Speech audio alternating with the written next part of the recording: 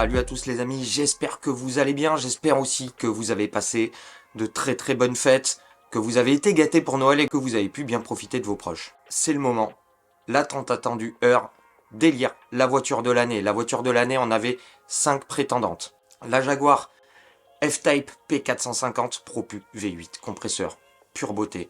La Mercedes SL 63, le Range Rover, le Porsche Taycan et la Ferrari 296 GTB. Vous avez voté. Aujourd'hui, on va partir de 5 à la première, celle que vous avez élue, la voiture de l'année. À votre avis, suspense. Je voulais commencer par vous remercier de tous vos messages de soutien. Ça fait vraiment chaud au cœur sur la dernière vidéo où je vous présentais ces 5 autos. Merci à tous pour vos messages, pour votre soutien, vos encouragements et pour vos petits mots. Ça a été quelque chose de magique pour moi de lire tout ça et ça me remotive. Et c'est grâce à vous et grâce à votre soutien et grâce à votre support, clairement, que aujourd'hui on est encore là. C'est comme je vous le disais, c'est vous le Bi-Auto. Merci à vous, les amis. Maintenant, on part de 5 à 5e position, la Jaguar F-Type P450.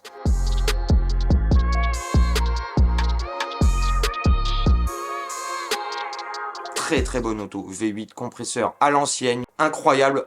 Elle a clairement sa place dans le classement. Elle termine 5e, c'est celle qui a recueilli le moins de vos votes. 4e place, le Range Rover.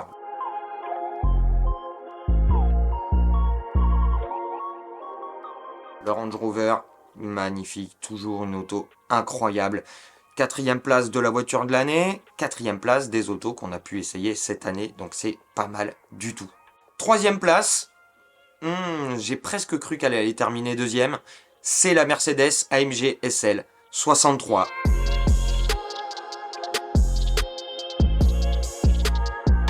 Le destrier pour le road trip à Stuttgart, 314 km/h, mesuré, une auto absolument extraordinaire. Pareil, toujours une belle GT, 2 places, plus 2 entre guillemets, avec un gros V8 qui sonne, qui chante et qui pousse fort.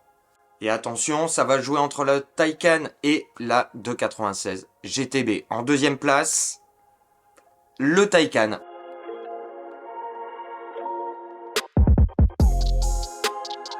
Le Taycan, une voiture électrique, 2e place de la voiture de l'année. Ça me va du moment que c'est le Taycan. Pour moi, la meilleure voiture électrique de la production. Une vraie Porsche. On a l'impression de rouler une 911, mais électrique.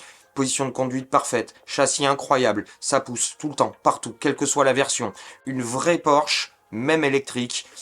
Pour moi, en 2e place de ce classement, j'aurais plutôt mis la SL personnellement, mais je comprends tout à fait que le Taycan arrive en 2e position parce que cette auto est purement extraordinaire. Et vous l'aurez deviné, en 1re place, bravo, félicitations Ferrari, 296 GTB.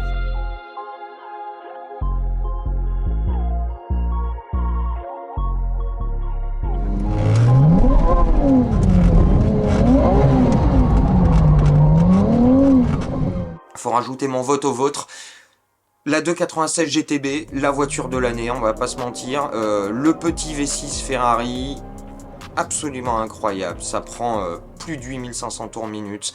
Puissance maxi à 8000. Ça chante. On a une vraie sensation d'un vrai moteur Ferrari avec une vraie boîte Ferrari dans un châssis Ferrari. Direction très directe, une auto absolument extraordinaire à rouler. Donc félicitations Ferrari, la 296 GTB est notre voiture de l'année cette année en 2022 et c'est pas volé, c'est clairement pas volé. Maintenant, vous avez aussi relevé plusieurs nouveautés de cette année qui auraient pu être notre voiture de l'année. Malheureusement, on les a pas essayées, mais effectivement, tout ce qui est M3 Touring, nouvelle M2, M4 CSL, gros lot de nouveautés ultra sportives chez BMW, et aussi la Porsche Cayman GT4 RS. C'est sûr que bon, là, ça aurait pu être la voiture de l'année, clairement, toute celle-ci. Et l'Alpine A110R, qui arrive en essai au mois de janvier. Malheureusement, on n'y sera pas. Voilà, vous savez très bien pourquoi. Mais on essaiera de vous l'essayer dans le courant de l'année, cette A110R. Et bizarrement, dans la voiture pour le commun des mortels, la Peugeot 408 a eu un certain succès, on va dire, à travers vos commentaires. On va terminer sur cette note-là et j'aimerais vraiment vous remercier encore une fois de votre soutien, de votre support et de vos encouragements et de tous vos petits messages de soutien. Ça a été incroyable, ça fait chaud au cœur, vous n'avez pas idée. On va essayer de faire un début d'année 2023 sur les chapeaux de roue et de faire une très très belle année et de pas mettre la clé sous la porte en 2023. Clairement, c'est le but aujourd'hui pour nous. Voilà.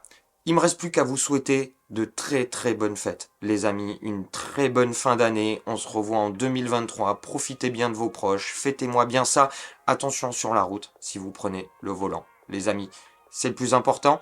Et puis moi, je vous retrouve l'année prochaine pour de nouvelles aventures, je l'espère. Et puis d'ici là, je vous souhaite une très très bonne continuation et une très bonne fin de ce que vous êtes en train de faire. À bientôt. Ciao.